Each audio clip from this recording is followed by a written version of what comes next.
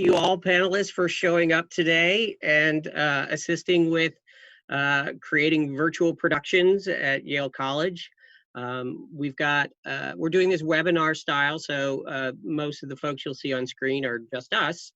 But participants who are here and watching, you can raise your hand or use the Q&A feature to ask questions after we kind of go through the initial beginning process here of introductions and just covering some basic how-to stuff. We'll go ahead and do questions at the end to answer anything that you have individually. So what I'd like to do is just start by introducing the student panel, have you introduce yourselves, and I'll just pass it off to the first person on my screen, and then if you wouldn't mind passing it off to the next person after that. Megan, would you mind starting for us, please? Hi, my name is Megan Roro. I'm a first year in Trumbull, and I use she, her pronouns. I'll pass it on to Sarah. Hi, my name is Sarah. I am a junior in Saybrook. I use she, her, hers pronouns. I am going to pass it to Janan. Hi, my name is Janan. I use she, her, her pronouns. I am a sophomore in Morse. And I'll pass it on to Eliza. Hi, I'm Eliza. I'm sort of junior in Trumbull. She, her, hers pronouns. I'll pass to Chayton. Hi, I'm a senior in Morse, he, him, his, theater and performance major, and I'll pass it on to Cleopatra. Hi, oh my God, sorry. I don't know why I'm laughing. There's really loud construction in my house. Hi, I'm Cleopatra, she, her, hers pronouns, and I'm a very, very long rising junior in Timothy Dwight College. And I'll pass it on to Mike. Is that me? Sorry. Hi, everybody. I'm Mike Best. I'm a TD in undergraduate production. I use he, him pronouns. I'm currently on campus, hence the mask, so I hope you can hear me okay. I'll pass it on to Justin. Hi, everyone. I'm Justin. I use he, him pronouns, and I'm another TD in undergraduate production. That's TD stands for Technical Director, if you aren't aware of that. And I'll pass it over to Will. Oh gosh, I just hopped on moments ago. Are we doing just intros like what we? Okay, I'm Will. I'm a junior in Pauli Murray, although not physically in Pauli Murray. I'm in my apartment that I'm in the process of moving into. So sorry for my tardiness. I am a lighting designer, occasional performer, a writer. I also am a UP peer mentor who this last semester has done a little bit of digging and research into different digital media for performance. And yeah, I think that's everything. I don't know who hasn't gone. Eliza? I've already gone, but I can pass it on to Sam. I'm Sam Lopez. I'm a sophomore in Brantford College. I use he, him, his pronouns. I think that's everyone, except maybe Ms. Cryer. Okay, did everyone get on the panel get to Kate, did you get a chance to introduce yourself? Hi everyone, I'm Kate Creer, she, her. I'm the Associate Dean for the Arts, and I am grateful to all of you for being here today. Thank you. Thanks. Did we miss anyone else? I think that was everyone. I'm Carrie Kripe, he, him, his, and I'm a technical director at undergraduate production. And we are all here today to help kind of gather some of the folks who have done student virtual productions in Yale College in the recent past, and to try and present an opportunity for folks to share that wisdom with all of you other students who are interested in doing that and trying to produce something virtually. And so here we are, and I'm going to try and share my screen here. I have just a couple of quick things. I'm going to send this out to all the participants as a handout after the meeting. I think it's important for those of you who are interested in participating and producing a live production or a stream production that you decide as early as possible in the process whether in fact you are going to live stream or whether you would benefit from some of the advantages or differences of recording all of the video, putting it together, and then streaming the video. There are very distinct advantages and disadvantages to each one of those things, and depending on what you're trying to accomplish in terms of your production values, etc., live streaming may be what you want, or if you want to accomplish something different, recording and then playing back and streaming the recorded video that you've had a chance to edit and put together and do some work on. Gives you a little bit more time to kind of clean up and polish the production, although you lose the benefit, obviously, of one of the great things about theater, which is that it's live. If you will be live streaming, identify the streaming software platform as soon as you can. As early in the process as possible. Try out some different things. We're going to make some recommendations here today. Try some different things out. And what has happened, I think, is some folks will try the software, but not necessarily integrate it into their rehearsals. Whatever you're going to be using, I recommend that you start using it in your rehearsal process as well, so that everyone is getting comfortable with the format and how to use it and what it's going to look like for your end product. As always, in any production, be aware that the content that is included is either in the public domain or original work. And if it's not, you need the permission of the copyright holder to use it. And that goes for music, script, video, images, etc. Attaining rights for certain things can be time consuming, so don't wait to do that until the very end either. Spend time researching and using the software. Think about what the audience experience is going to be like, what you want it to be like, and don't put off, the technical hurdles of producing virtually until the very end. Spend some time and if you can, recruit team members to help you do that. Okay, so before I go on to anything else, what I'd like to do is start why we're actually here, which is to turn things over to the panel here. I'm going to stop sharing my screen now. Yes. And I started out with just some simple questions that I came up with to kind of get the ball rolling with folks. And so I'm going to ask a question to the panel. And if those of you who are here as audience participants, you have questions, you can put those to me in the Q&A. And we can address those, or you can raise your hand and we'll try to answer your questions as we go through here. My first question was two parts. What things are different about working on online productions versus live productions? And what kind of things did you experience, panel, that were the same? Okay, thank you. So I realized I didn't say what I did. So I was the producer for Dominion, which was the Fall X, or the only Dramat show that semester, I believe. So specifically, like, relating to producing, I didn't have to apply for a stage space, which I know is something, like an actual stage, which I know is something that a lot of producers have to go through, or applying for like rights. I didn't have to do that. So that's one big thing that was different. The kind of like the setting up and the establishing of like the show itself functions a lot differently. Another thing that was different is that literally, this is kind of a given, but literally everything is online, which means that you have to be very, at least in my experience, you have to be very organized about how you responded to things, how like quickly you responded to things. You needed to remember exactly what you were doing, because it's not like you could catch up with someone in the dining hall and be like, oh, hey, I forgot to tell you, but like, can you go pick up this from your dorm or something like that. And so you had to be so for me at least, especially since a producer is basically a fancy manager, I had to be really organized about how I was responding, how quickly I was doing that, and making sure I knew where everything was. Other than that, for me at least, it was very much of the same, just online.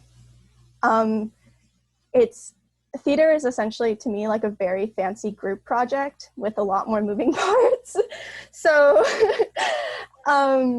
you essentially, like, a lot of the basic skills are and like qualities that are necessary for a very good live in-person production are necessary for an online production as well, just in a virtual setting. You still have to be good at communication. You still have to know what your designers are doing or what your director is doing.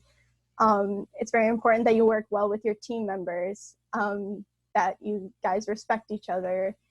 All of that stuff is still essentially necessary. So for me, at least, again, I was essentially a manager. I wasn't actually in the rehearsal space. A lot of it was very similar to like stuff that would already have been done in person. So who else wants to go? Yeah, I can piggyback off of that. I also did not say that I did. I co-produced Chayton's senior project. I directed Sophia Naragi's senior project, Family Showcase, and currently directing Corey.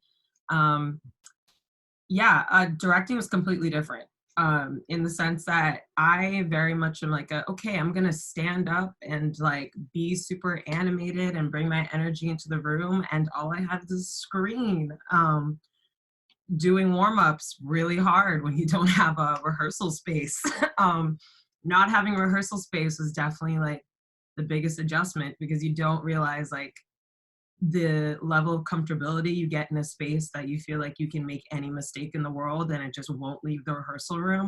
Now everybody can hear you, and I live with 5 housemates, so I'll be like, imagine you're in the woods and then I just hear them all cackling. So it's a good time. So like finding spaces that like everybody feels comfortable, and making 7 rooms on Zoom all one intimate rehearsal space where like everybody feels comfortable when you say, okay, go all out, that they're like, but my brother's doing homework in the other room, is a challenge. But when you figure it out, it can be kind of interesting to like watch all the rooms blend together and everyone bringing their own like unique energy from like, one person is 3 hours ahead, the other person 3 hours behind, and then it's like getting it all together in the same space can produce some very interesting moments. I think if I were going to piggyback off of that, I would just say that, one of the things that's similar, I directed Marjorie Prime this past semester. And I think one of the things that really impressed me was the fact that it's the same thing, whether you're in person together or whether you're online, that every actor comes to rehearsal in a different headspace. And every actor comes to rehearsal with a different level of energy and a different history that they have had in the past 24 hours, and that's okay. But I think the difference is that when you enter that rehearsal room, you can't really get the same sort of palpable sense of how people are doing because you're not in the same space. So it's even more important than ever to actually verbally check in with folks, whether that's sending a private message, hey, you seem a little down today, everything okay? Or whether that's just having a chance to check in with actors before you start, because there isn't that intermediate space before rehearsal starts when people are shuffling in and some people are late or people have food. That casual transition doesn't happen online. You're either completely gone or you're completely there. So even though it's the same thing that people are in different places when they arrive, emotionally, now it's just more important, I think, to actually make a concerted effort to try to gauge, what people's needs are during a day. Especially when people take their cameras off. You just made me very cognizant of that, because I was like, why can't I feel like people's energy the way I used to? Like I'd walk in a room and I'm like, okay, so 3 people have had a really bad day. I can tell that you have a final coming up. I think you're just going through a breakup. Let's get together. Now, like especially Corey is a radio play, so everyone has their cameras off. So like, I just have to go by your voice. And I'm like, are you in character or are you depressed? And it's really hard to like be there for actors in the way that and it's so important to be like, you take breaks and tell people like whatever comes up, just like it's okay to not be at rehearsal. Like you don't have to tell me, just like even if it's like 10 minutes before, just tell me you can't be at rehearsal. It's totally fine, because like you can't bump into people like on Crown Down and be like, oh, you look like you've had a bad day, leave rehearsal. And like I think also because we all want to do theater so much, and like we want to like recreate that space we had, like people push themselves to like be at rehearsal even when they're not in the best space. So like over communication is definitely like the way to go when you're directing.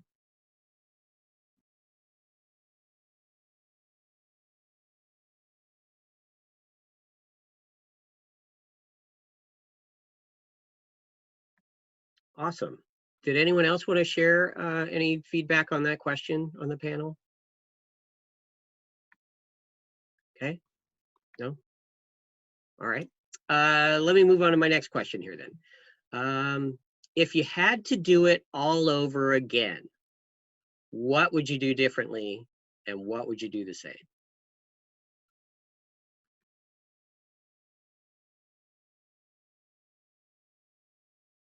I can answer that. We none of us said what we did, I realized. So I was the stage manager for Chayton's thesis, Flores Caídos. And the thing that everybody always talks about Zoom fatigue. It's the new thing to do, especially at Yale. But I did not realize the extent to which it was setting in during rehearsal until like 2 days before the show. And until I had that realization, I was Zoom fatiguing really hard, and I would space out, and I would lose my place in the script document that was right in front of my face on my computer screen.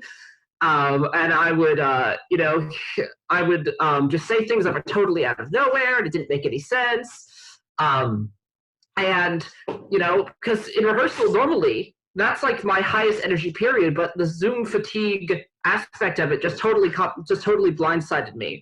So if I could go back and do it again, I would like day one, like put a sign on next to my camera. It's like Zoom fatigue happens, and just remind myself to stay present, make sure I'm in the moment at all times, able to bring the energy that is needed instead of just relying on it to happen and then getting totally hit from the side by that.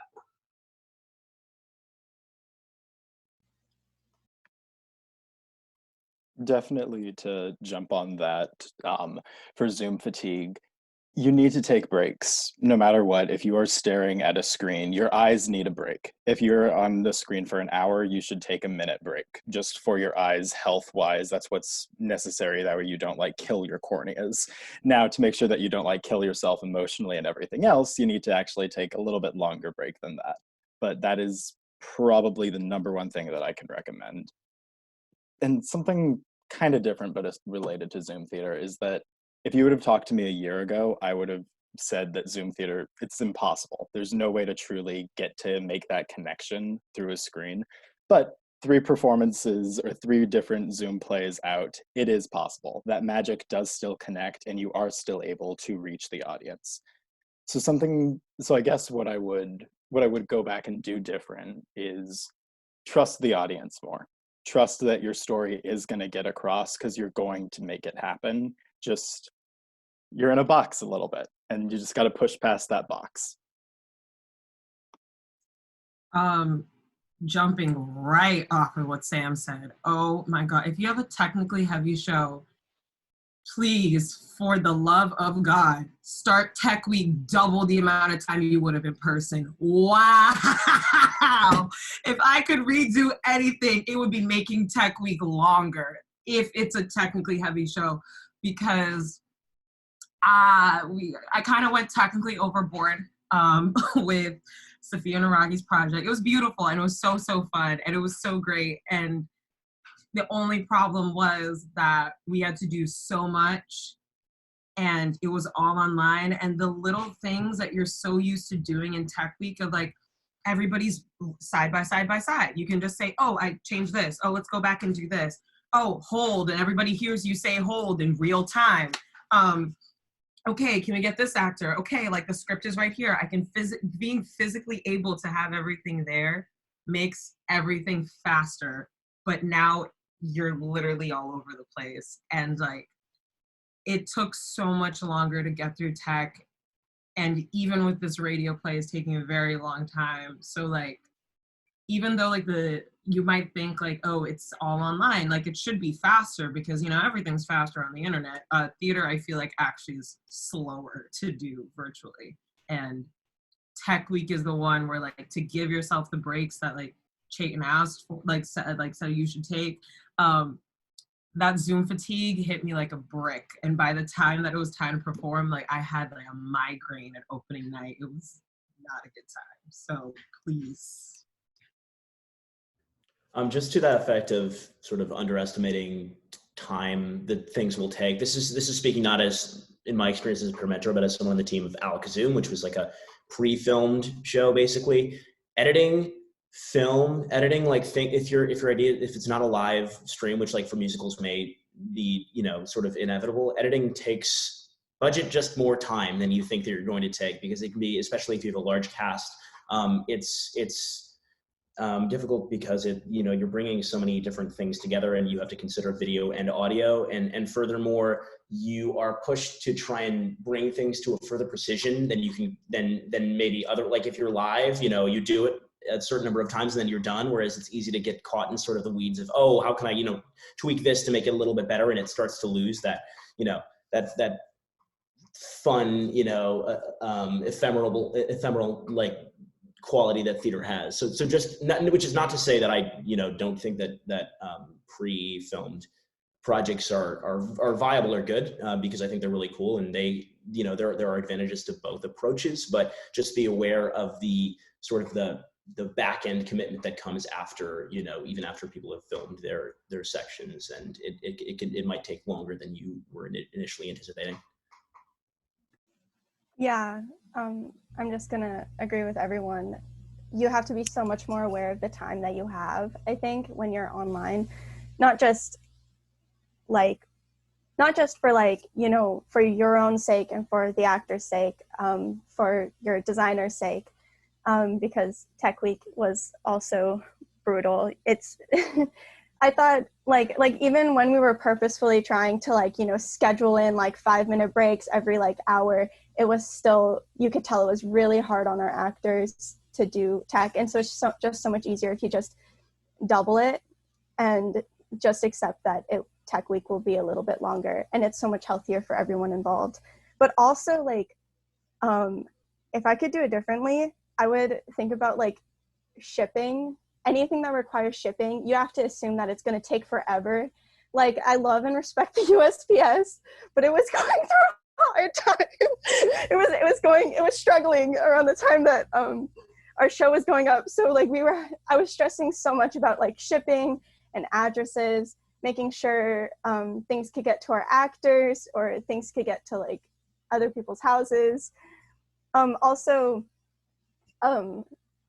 that giant flyer that Carrie showed, you really do need to figure out the medium early. We knew that it was going to be on Zoom, but we didn't know whether it was going to be on Zoom or Zoom webinar, and it would have just been so much easier if we had figured that out at the beginning of the show.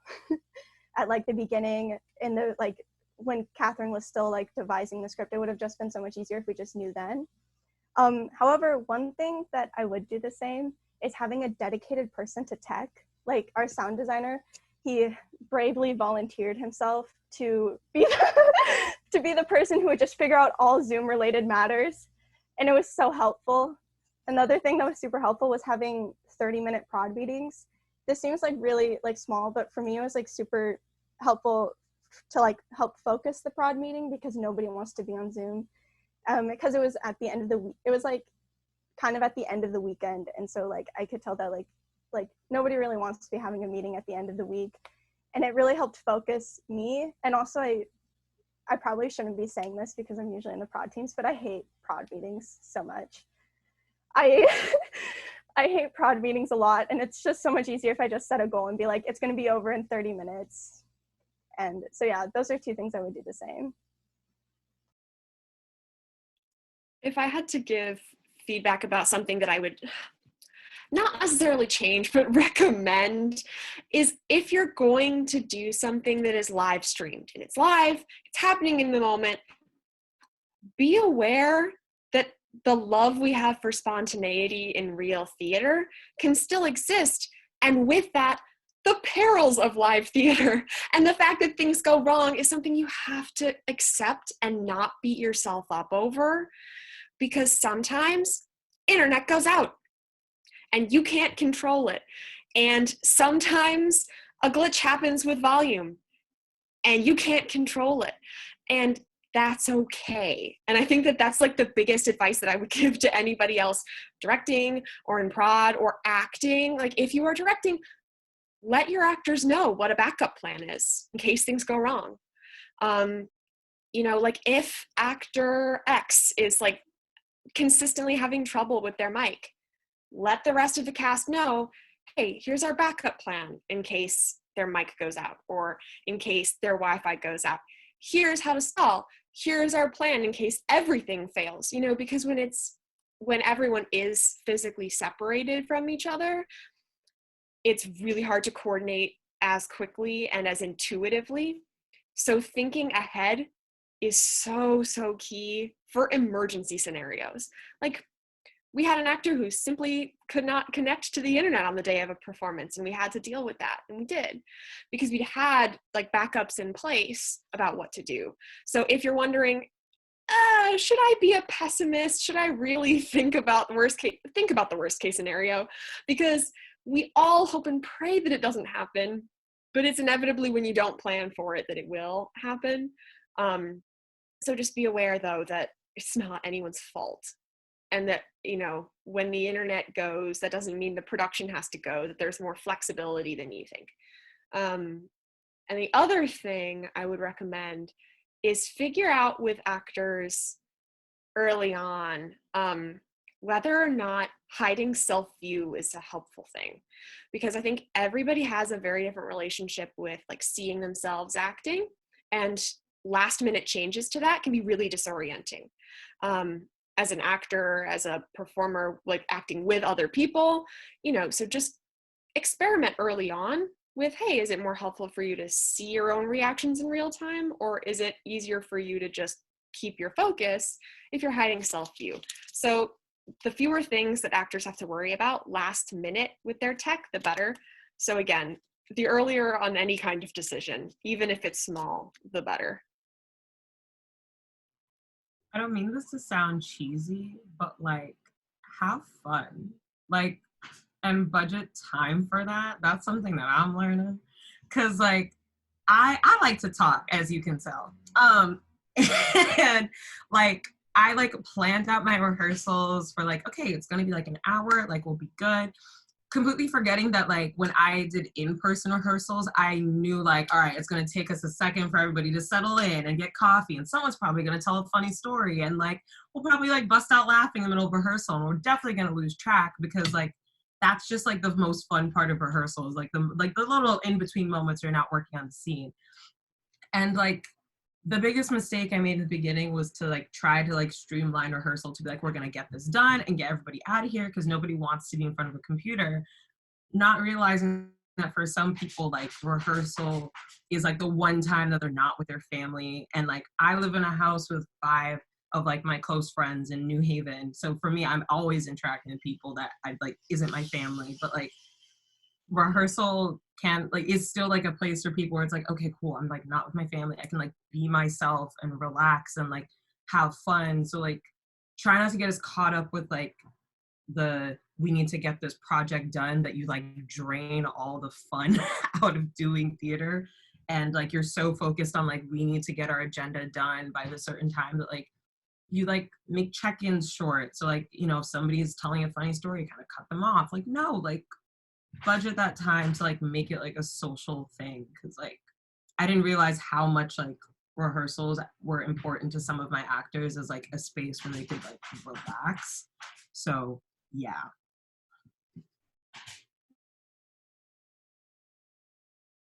It's called a play for a reason. Wow, did you get that on CoStar this morning? Drag me. Megan or Eliza, do you have any thoughts to share on things that you do the same or differently? Yeah, this is kind of echoing everyone's points, but without the luxury of being in the same room, I think communication is very important. And I was the stage manager for the family showcase, and that was my first experience stage managing a show. So it was a learning experience, but also it's important to be kind to yourself because this is a learning experience for all of us. And I think the fact that we're still putting on shows during this is extraordinary. So you should applaud yourself for that. And yeah, just like the little things like taking notes as a stage manager, make sure they're very clear, because one thing I forgot about is that I'm not the only one who's going to be reading my notes, that I need to be sending them to other people who need to be able to understand them. And like Sarah talked about backup plans, realizing that things may go wrong. Sam was my backup plan because I knew that my internet was not very reliable. So Sam was my backup stage manager. So yeah, just being aware of these little things, but overall, be kind to yourself and have fun. Yeah, definitely backing up the be kind to yourself and have fun and just what everyone's been saying. I think not like one thing I wish I'd done differently, but like sort of an opportunity I wish I'd taken advantage of earlier on is obviously like we'd all much rather be doing real theater than Zoom, but Zoom does have some advantages, and there are some ways that you can use Zoom to be flexible and to add to your show or to your show process that are much harder to do both in real theater and just sort of like in normal Yale land where everyone's just like running around all the time. I produced Sarah's show Marjorie Prime in the fall, and then this semester Sarah and I are co-producing Marty's Senior Project, which is a little improv show. And one really cool thing we've been able to do for Marty's show is since it's a solo improv show, we want to kind of get like as many eyes and as many collaborators in the room as possible. And we've been able to have these sort of like rough draft performances, which are these small rehearsals where we can just say, hey, like, do you want to pop into the Zoom meeting this afternoon? And you don't have to reserve a room, and you don't have to say like, oh, like, do you have like class, do you have like XYZ, do you have to like walk all the way over to this building? And it kind of creates this casual atmosphere that I think lends itself really, really well to, it like kind of puts everyone on equal footing, and it makes it really easy to make the rehearsal process more flexible. Awesome, thank you. Panel, if you had to offer one very important word of wisdom, if one lesson that you took away from the whole thing, that is, if you had to say you could only limit to one thing to tell someone who is new, starting out this, or you know, about to begin this process, what would be your key piece of advice for them?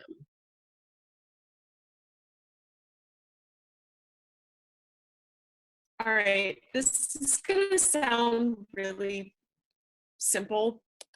Be patient. Be patient with, like, that goes hand in hand with thinking ahead, right? Because it's like, if you start something really early, it's going to take a long time to get done. But be patient with yourself, with your tech, with your actors, with your colleagues, with yourself. I think that's just the biggest word of advice that I could have, because we expect everything that we do online to happen in the blink of an eye, because we're so used to just sending things at the last minute or doing things that take, you know, 2 seconds, click a button and it's over. But theater has never been like that and will never be like that. So don't try to force it. So I would say, like, plan for the worst, but hope for the best. So, you know, make sure that you have, as people have been so aptly describing, you know, backup plans in place, and you anticipate every possible technical difficulty, of which there are many, even in, you know, live theater, but which we're maybe a little bit less accustomed to right now. So be ready to deal with those, but still come in with the attitude and the positivity that you would to not a normal production, but you know, a stage production that's not on the screen. Yeah. We talked a lot about the challenges that we face, but like, Zoom theater is not bootleg theater. Like, it's real theater, and you honestly get the exact same amount of fulfillment, if not more sometimes, honestly.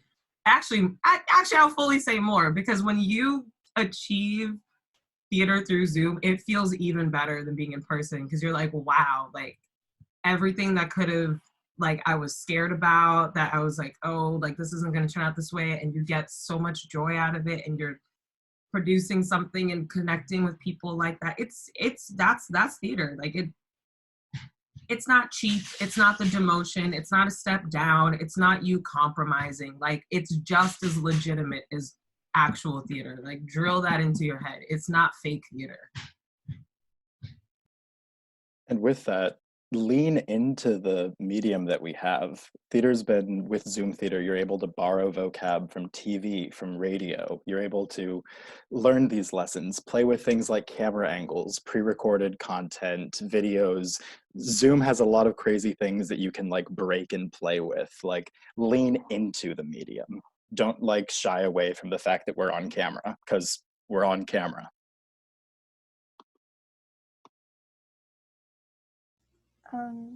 This is kind of a lesson that also just applies to theater in person or online, but communication is really important.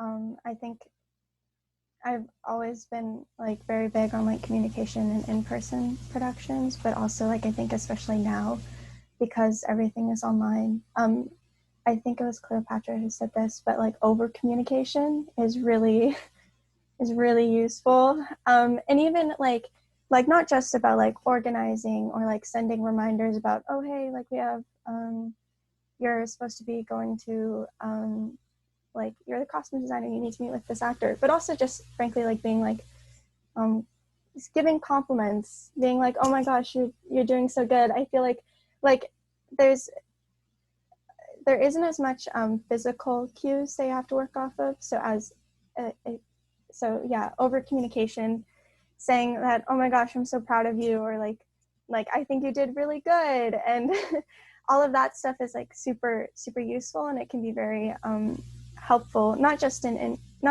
for Zoom theater, but also in person theater as well.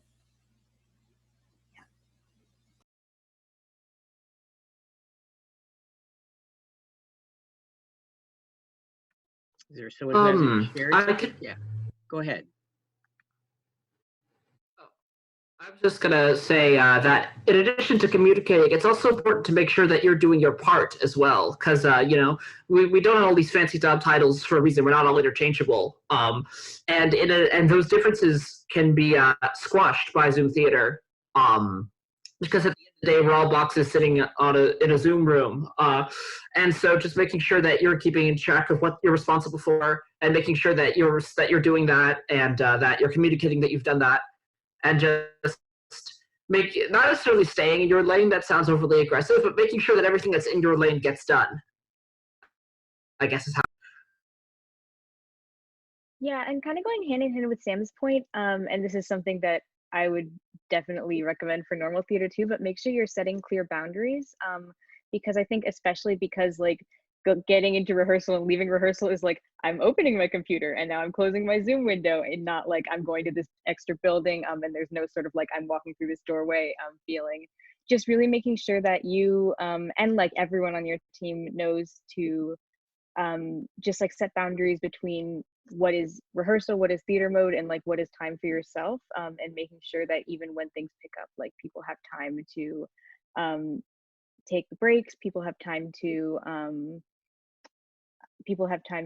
just make sure they have what they need. And also sort of from a technical perspective, like even though tech roles really blur together during Zoom, make sure people know that like, no, you don't have to do all this extra stuff just because like you showed up to the prod meeting early, or because like we really like you. Make sure that everyone is sort of like, if you're not able to do something, let people know.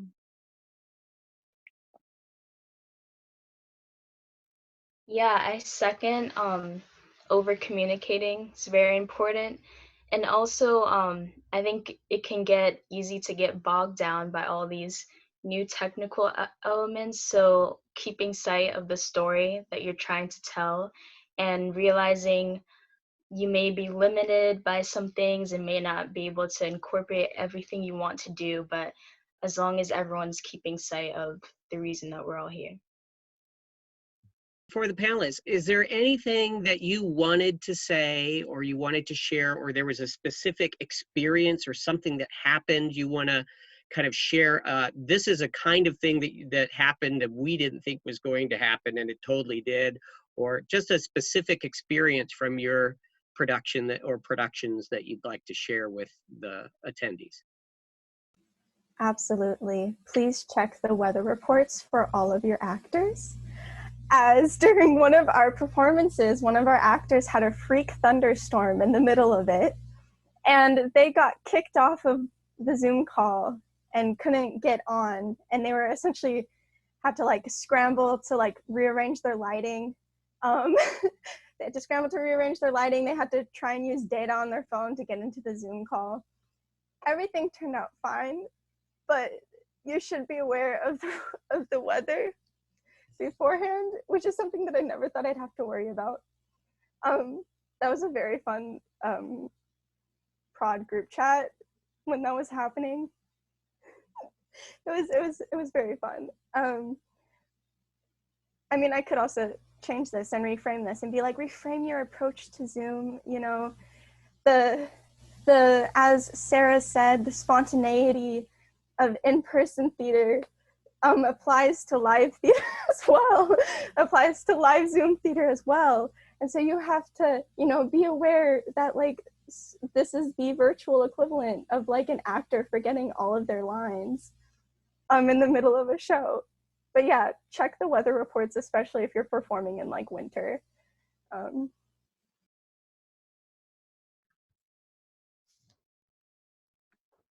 Awesome.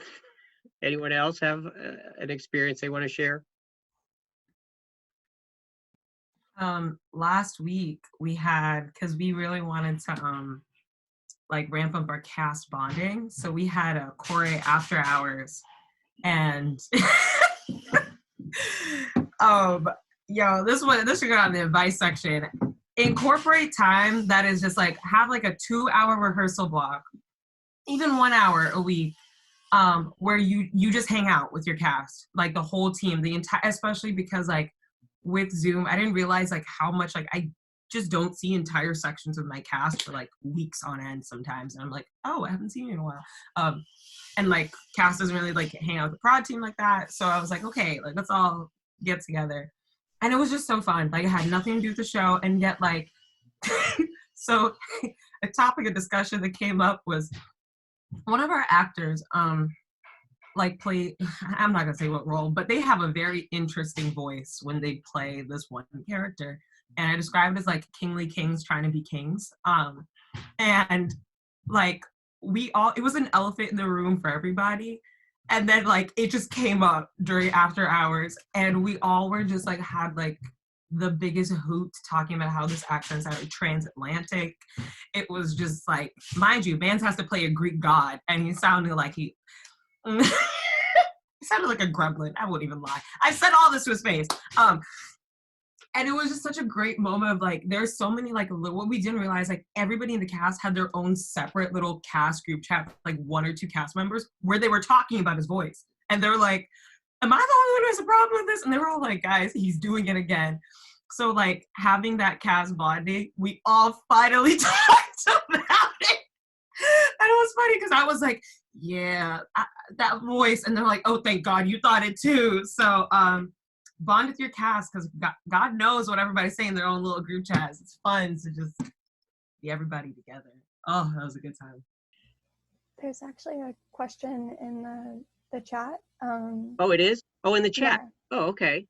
Yeah. Is there any equipment that is available to borrow for a production? Is there any equipment to borrow for production? That's a great question. So the answer to that question is yes. We are doing our normal undergraduate production kind of thing under, you know, current circumstances, so with restrictions. So it's not a question of just going online like you may have done in the past and kind of reserving things and then swinging by and picking things up. It's more about coming to emailing one of the technical directors at undergraduate production, explaining what it is that you want to do, and working directly with either Tom or Justin or Mike or myself to try and figure out what it is that will best help and support your production in terms of necessary equipment. And then we'll figure out together how to make that happen if we can make it happen. Someone asked, what is the best way to look out for opportunities to get involved in upcoming productions? Panel, anyone on the panel want to take that one? The link Chayton sent is definitely the link to go to.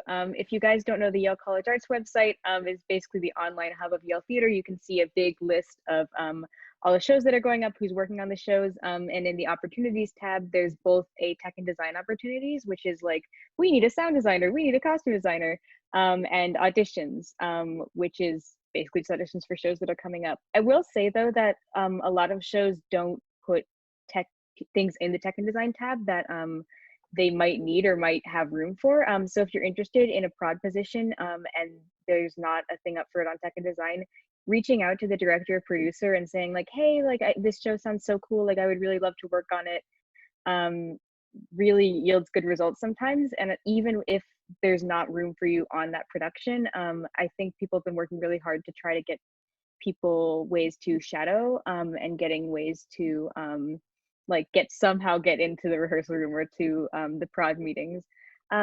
Acting wise, I think this semester a lot of people are doing collaborative projects and sort of like devised collaborator projects that are a lot more open-ended in terms of casting.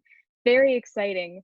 So yeah, I think and I think those are all in the auditions tab. So just keeping an eye out for those auditions opportunities. Also, like if you want to put on your own show, it has never been easier to put on a show. You don't even have to reserve space for anything. But yeah, I don't know if anyone else has anything else they wanted to say. I don't remember what the group was called, but the theater group, I think it's like Theater at Yale group. I don't know. It's a Facebook group. If anybody got the link, drop that, because not gonna lie, I do not keep up with the YCA page like that. But I usually find out from there, like people being like, hey, like they have auditions and da. People I think are also on Facebook communicate easier about like looking for technical opportunities on there. And like Eliza said, don't be afraid to literally just ask like, hi, can I shadow? Because like I know a lot of people have been doing that. Yeah, that's the one. That Facebook group, love her.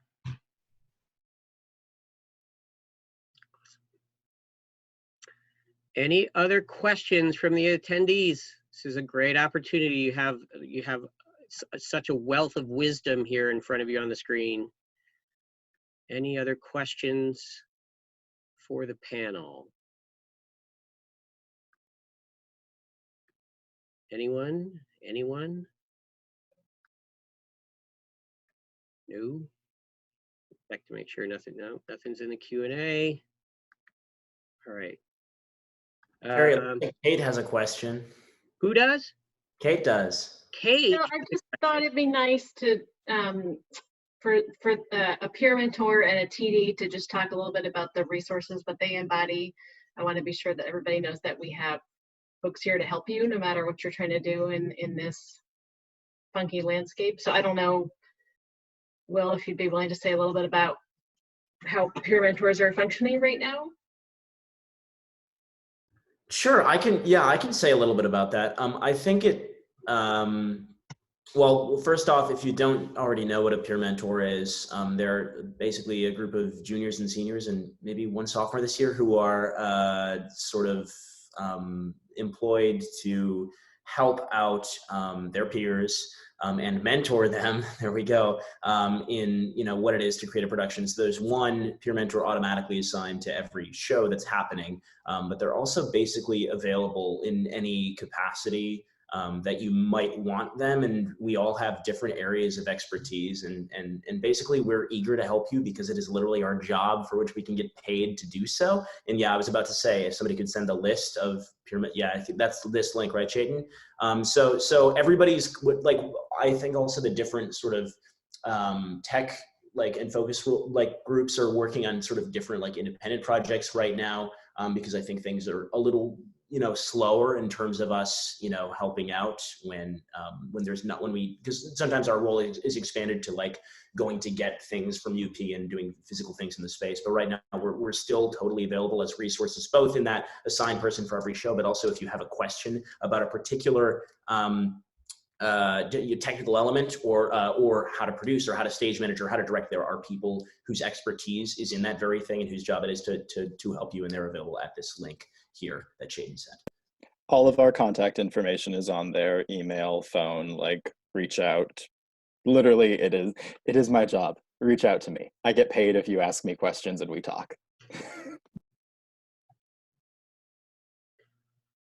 Great.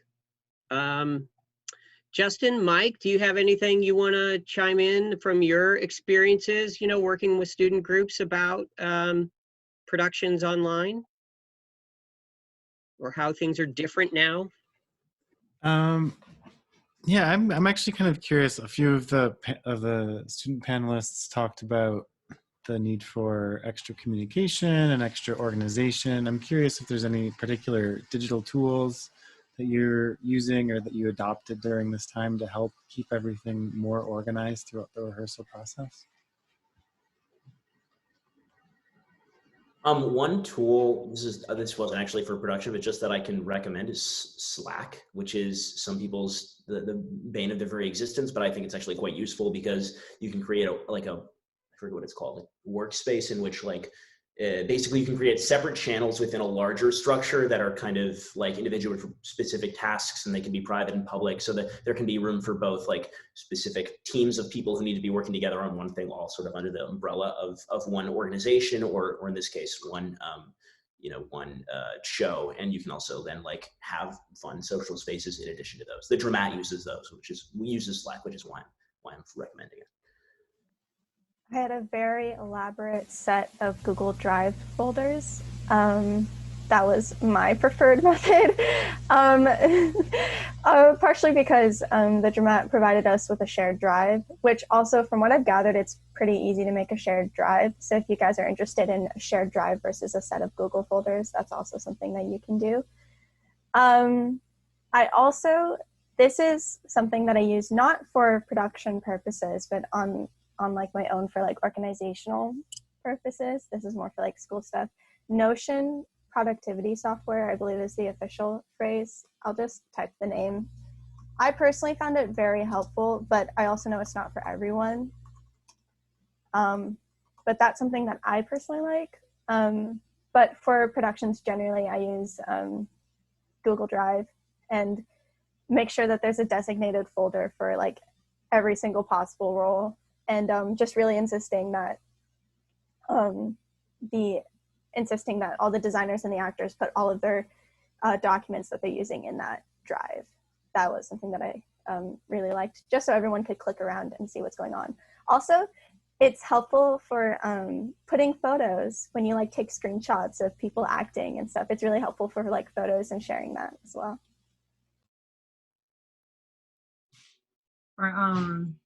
Like for me, planning out like rehearsals, or even just like at the end of the day, kind of trying to like gather my thoughts or get ready for like the next week of like rehearsals and meetings.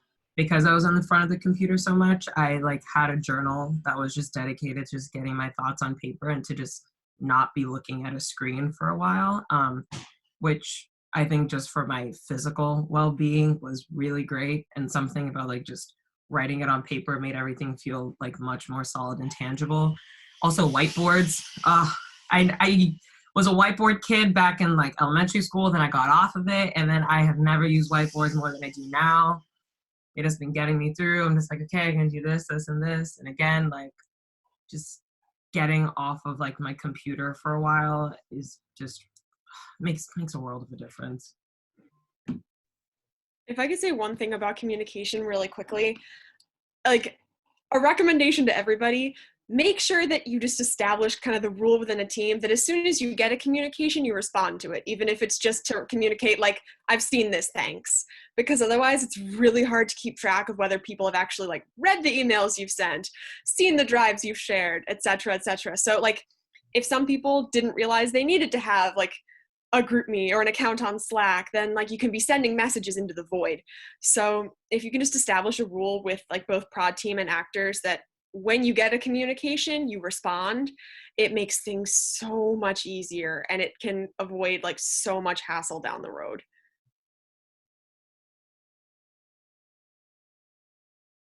Good advice. Applies to everyday life as well.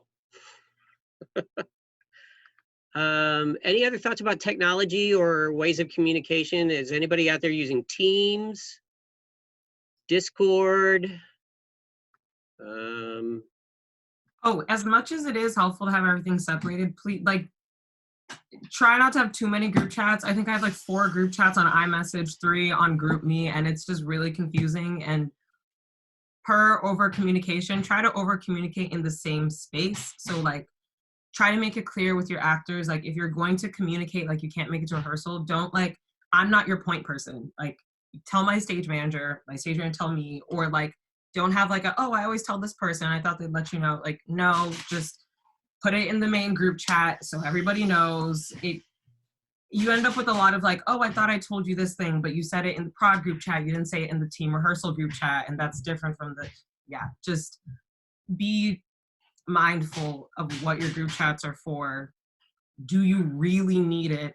And it's better to have a group chat that's always going off with everybody saying their conflicts than having 20 separate messages of like, oh, this person can't be there, and oh, I can't be there, and then you're just not knowing it's time for rehearsal, and now you're like, where's half my cast? Mike Best, did you have anything for the panel or something you wanted to present? Well, for starters, I wanted to just to give a shout out to our website, which you can get through that last link that Chayton shared, or it's just up.yalecollege.yale.edu. There's a lot of resources in there, including access to digital resources. But I wanted to ask the panel, we've been kind of talking about, thank you, Chayton. We've been talking about virtual theater kind of often broadly using the term Zoom theater, and I wanted to ask if anybody has used a platform outside of Zoom, and if they had opinions on the kind of pros or cons of those various platforms for perhaps for different types of performance. I'll note that there's a really great software out there called StreamYard, which is basically takes the form of kind of aspects of a Zoom webinar, but it's just kind of a lot easier to manage. And it's basically you send a link out to all the people you want to be participants in your performance, your call or whatever it is, and then you send a different link out to the people that you want to actually watch it, so you can stream it to like Facebook, YouTube, basically like any place that you can stream content you can choose as like the front end of this thing. But it also allows some like very basic customization tools for like adding backgrounds and changing like colors and orientations of people. So my thought would be that I think StreamYard is really fitting for like any groups that are doing maybe less formal performances, but still want a place to put themselves together. So like improv groups, sketch groups, like other people who are doing stuff like that, or maybe like a reading. I don't know if Yale is somehow comping for StreamYard, or that escapes me. So maybe one of the TDs can answer that. But I think it sort of costs money beyond a certain tier with like a certain number of hours and participants. But yeah, it comes with a free trial. I think it's like 10 days, 2 weeks or something like that. And Sarah, you tried it out, I know, and you were going to go with the free trial, and then we switched over to Zoom webinar. That was kind of related to that whole situation where the actors were seeing themselves, and so you switch. Yeah. If it's, what I could say about that is that it's because if you're using a free trial, you don't have that much time to get used to it. Because we couldn't just like start from scratch with StreamYard. And so then it was a major change for actors who'd been hiding self-view, and now suddenly they can see themselves and they can't stop it. And it's like, that sounds like a small thing, but for an actor in the middle of what can be like an intense experience already, last minute changes like that, I would try to avoid to the extent that you can. So if it's something that's like a short-term project, maybe it's a staged reading or something, and you're rehearsing for a week and you can start with using StreamYard and just keep StreamYard all the way through, then I say great, go for it. If it's not something that you can get your actors familiar with really close to the production and along the whole timeline, I'd say like use with caution, especially if you want actors to be able to hide self-view, because that's not a feature that's available there. And I think that that goes for there's a lot of things that you haven't typically been able to do for various restrictions in the live performance in the past through regulations and guidelines and things like that. So in terms of software, that's not something that's typically been something we've been able to find funding for. But I will say that given the current circumstances, if you were like, StreamYard is totally, I tried the trial, it's totally what I want to use, reach out to the TDs at undergraduate production. You know, if you're getting a CPA, you know, put some money in the CPA application for software and explain what it is and why. We're looking at and allowing in a variety of different ways exceptions for things that typically haven't been allowed, just because they're a necessity in some ways for our current situation. So, you know, think about that in your CPA in terms of equipment, in terms of software, in terms of expenses that otherwise normally would not be acceptable in a CPA. Make the case as to why, you know, you need it, and there might be special consideration. I can't promise that there will be, but given our unusual circumstances, I think there's a little bit more open-mindedness about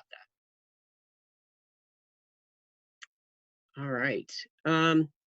Is there anything else that anyone wanted to mention? Kate, Dean Creer, did you have something that you wanted to say? Well, I appreciate what you just said, and I'll just echo that. You know, I think for myself, I'm so grateful to all of you for, you know, making theater in this moment and being part of this event to maybe help others see how it's possible to make theater in this moment. And I'll just say that, you know, we're all trying to think creatively about how to support you. So whatever that is, you know, if there are people out there who are contemplating a show for the next semester, you know, I'd encourage you to reach out to the peer mentors or the TD so that your CPA application is as strong as possible. And if you maybe have a financial need, it could be in the budget. And that should be the first tier of resource. But beyond that, there are other resources available. So if something comes up after the CPA award is made, please ask for help, because, you know, as a product of there being fewer projects, we're able to, you know, if it's a thing that we can solve with resources, that we're trying very hard to solve the problems. Zoom will, if you're using Zoom, just the basic meeting and not the webinar, Zoom is going to identify the dominant voice, and a lot of people don't realize this, it will actually mute or soften or lower other people to kind of cut down on people talking loudly over. It'll take the dominant voice and it'll kind of it'll select that and highlight that and kind of diminish the others. So that's something that some people aren't aware of. So when they have lots of people talking at once, they didn't realize that Zoom was going to. So it's particularly a problem with singing, which is not necessarily the best thing to do with Zoom live streaming, but it can be done. The recorded video output resolution on Zoom can be relatively low. So if you're going to do Zoom and you want to record it, don't rely on the in-Zoom recording mechanism. Instead, use some kind of external software on your computer and do a screen record. You'll get a higher resolution and a better quality.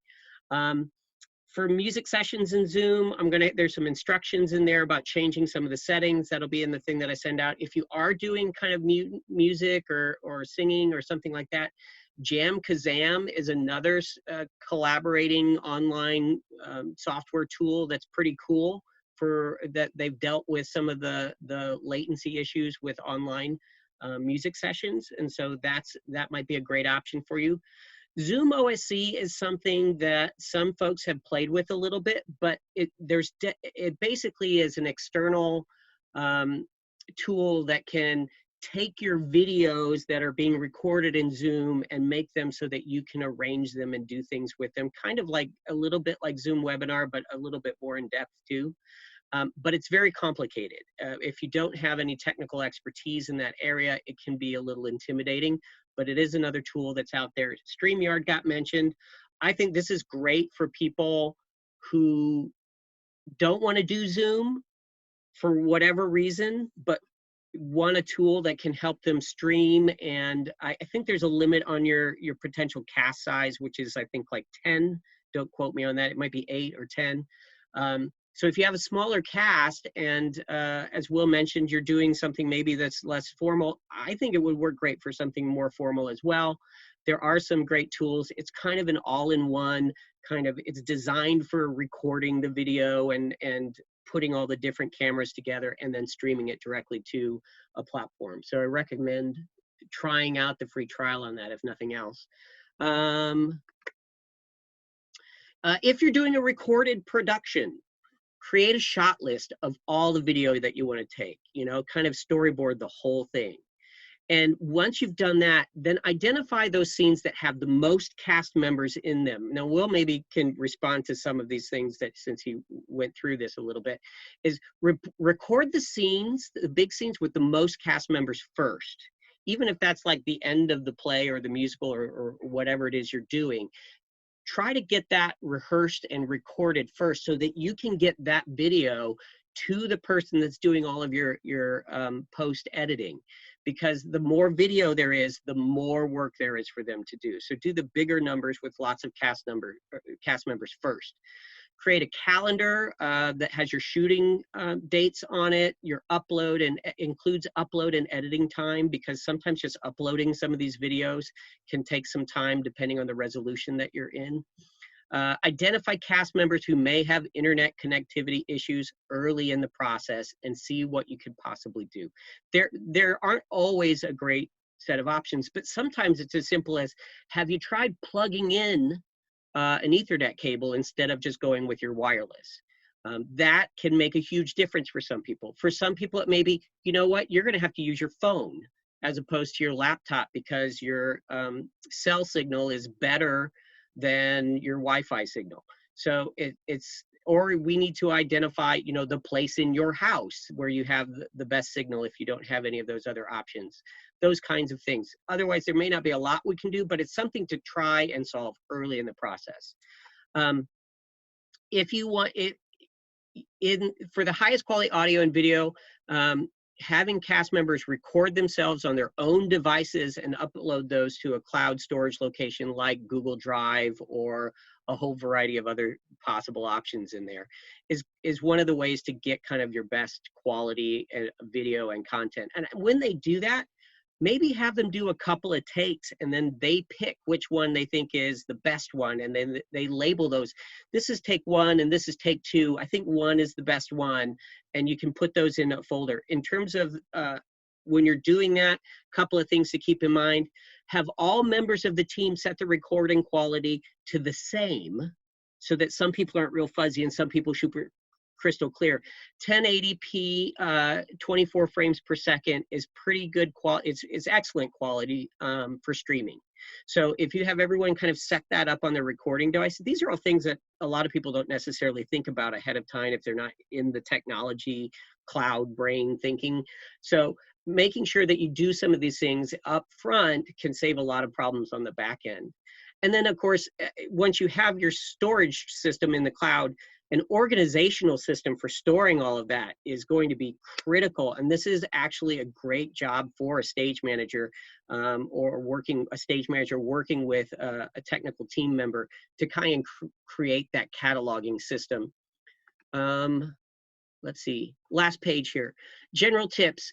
Be sure everyone is using the most updated version of the software, whatever your platform is. If it's Zoom or whatever it is, make sure that you're using everyone's got the most updated version so you're all working off the same tool.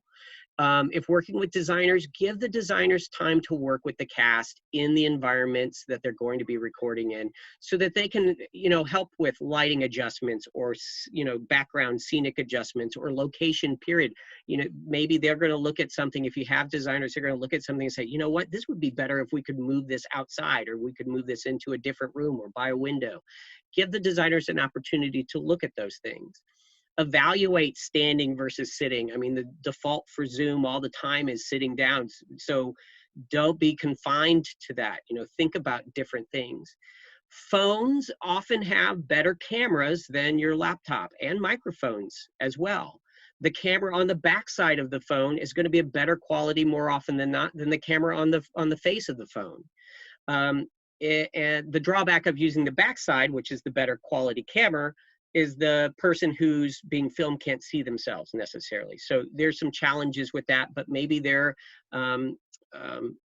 in a location where they have a roommate, there's someone in their space with them already who's not coming into the space specifically just for this activity, because we don't want to do that. But if they're already in a place with a family member, a parent, a roommate, someone who's living with them already could use the camera to help film. If there are people in a place with, let's see, oh yeah, I just said that, if there's other people in the place where your cast members are, see if they're willing to assist with film. Okay, now I'm gonna stop sharing my screen. All right, so that's a real quick blah, blah, blah about a lot of different things that I've kind of come across during my exploration of this process.